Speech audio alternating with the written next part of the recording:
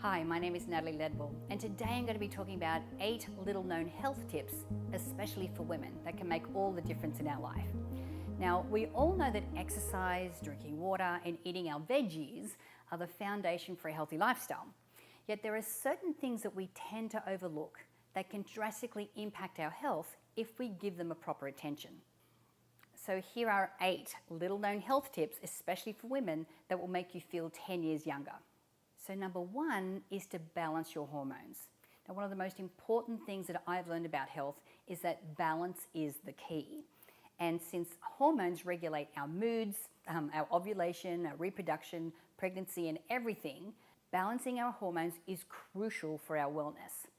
Now, it's not always easy to do this, but there are many small habits that we can incorporate into our daily lives that make sure that our endocrine system operates at its best. So some of these things include taking herbal medicines or some kind of hormone balancing supplements.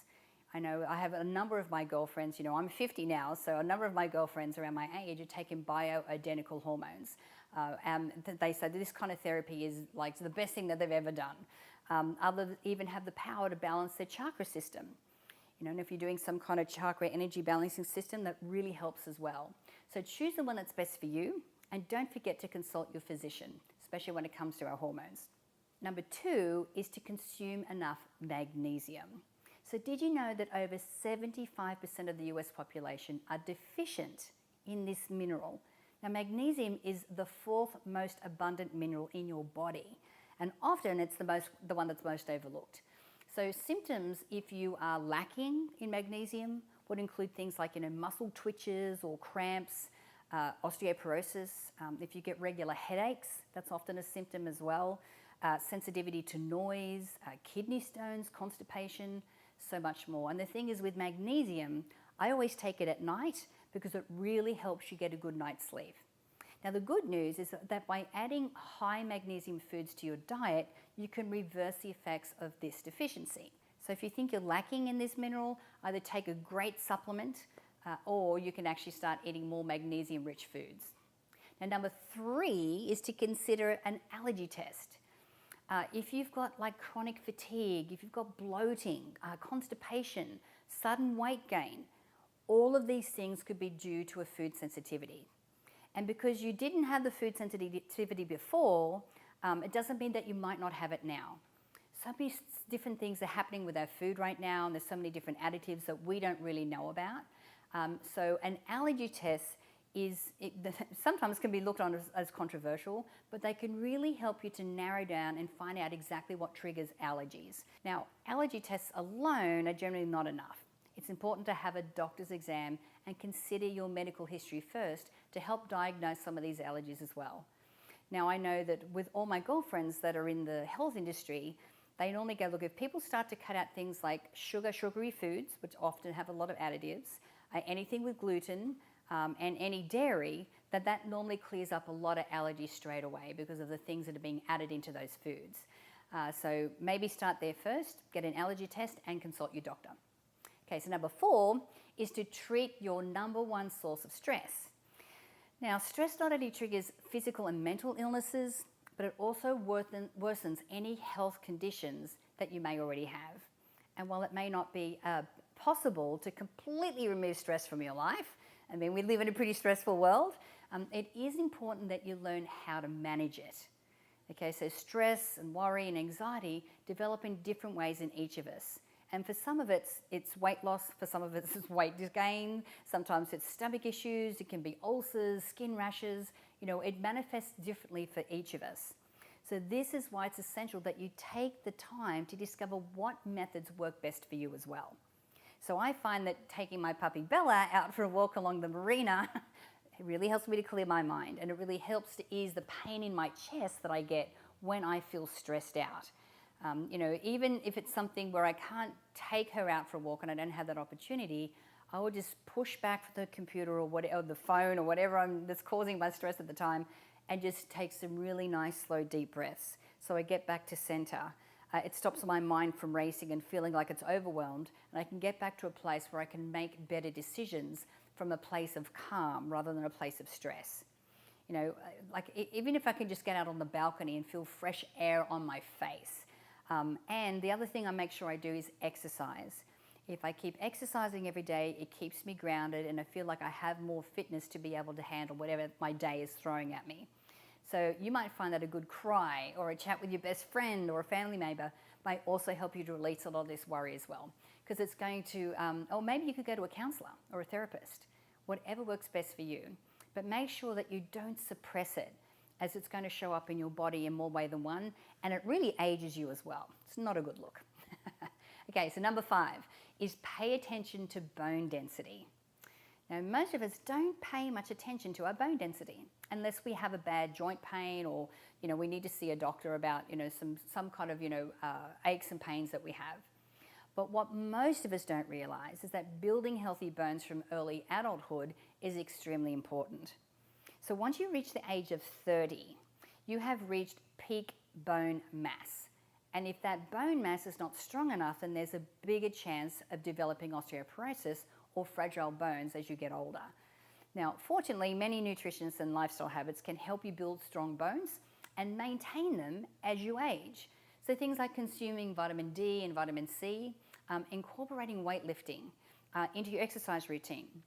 I started lifting weights when I was 15 years old, and being able to do that weightlifting, it really helps a lot to be able to create that bone density. Things like collagen supplements. I take body collagen as a powder that I put in my shakes in the morning. And all of these things can make a huge difference, but it's something that we really want to focus on. Okay, so number 6 is to visit a dermatologist. Now, I bet you can remember the last time you went to the dentist, but do you remember the last time you went to a dermatologist? Now, the skin is actually the largest organ that we have in the human body, and it protects all other organs from the outside world. So shouldn't we be paying more attention to it? I know in Australia, we have skin cancer is our #1 cancer there because of how strong the sun is. I think we're really close to the hole in the ozone layer there. So we have to be really careful. And if we're smart, we don't go out in the sun without any kind of protection. So, you know, whether you want to check out a mole that you've had since birth, or maybe it's a new spot that's appeared on your skin, or even if you just want to get a checkup.